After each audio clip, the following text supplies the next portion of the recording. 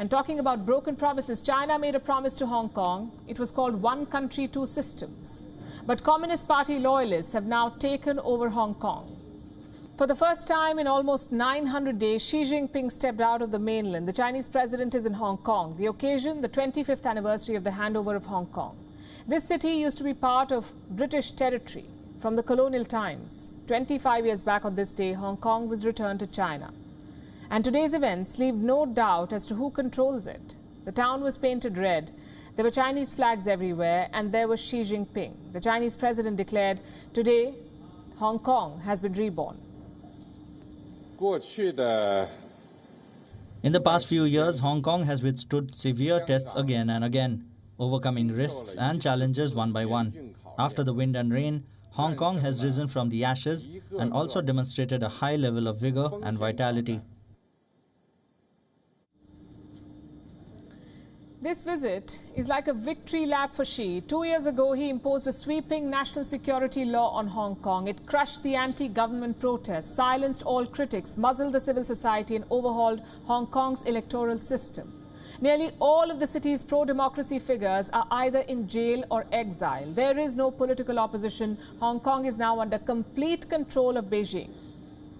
But there's one thing that's still not under Beijing's control, and that is the Wuhan virus. On the stage, Xi Jinping was maskless. That's because he's in a bubble. An elaborate closed loop was created to welcome the Chinese president in Hong Kong. Before his visit, thousands of government officials, foreign dignitaries and a select group of journalists were put in quarantine. They were confined to a hotel for at least a week. They were given a Wuhan virus test every day. Xi Jinping was supposed to visit a neighborhood in Hong Kong. Office workers there were also quarantined. They were forced to stay at home. What about the children who welcomed him?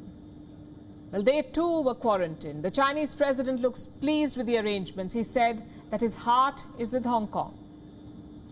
It has been 5 years since I last visited Hong Kong. During these 5 years, I have been following developments in Hong Kong, thinking about Hong Kong. My heart and the central government's heart are with the Hong Kong people.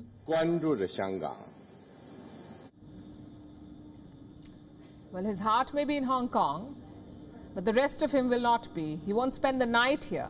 He's traveling back to Shenzhen on a train, and he'll come back to Hong Kong for tomorrow's events. Bizarre, isn't it? Why won't he stay in the city? Because Hong Kong went through the world's worst Wuhan virus outbreak this year. Official data claims new infections have declined. Then why is Xi Jinping spending the night in Shenzhen? Does he not feel safe in Hong Kong, even with a closed loop? Perhaps he would feel safer tomorrow, because tomorrow a new leader will take charge in Hong Kong. His name is John Lee. Xi Jinping is expected to attend his swearing-in. Now, John Lee is a hardliner, someone who has been handpicked by Beijing to replace Carrie Lam. Lee has a background in law enforcement. He was the security chief of Hong Kong. The US has sanctioned him for undermining Hong Kong's autonomy. The European Union has condemned his appointment. Why such opposition for Lee? Because he's a Communist Party loyalist. Recently, he backed a controversial extradition bill. A bill that would have paved the way for the extradition of wanted fugitives to mainland China.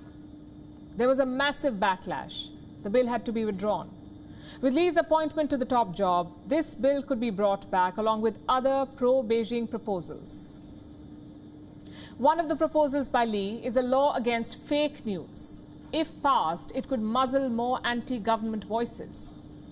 Needless to say, Xi Jinping would welcome these moves. He's expected to speak again tomorrow, and we will keep track. WION is now available in your country. Download the app now and get all the news on the move.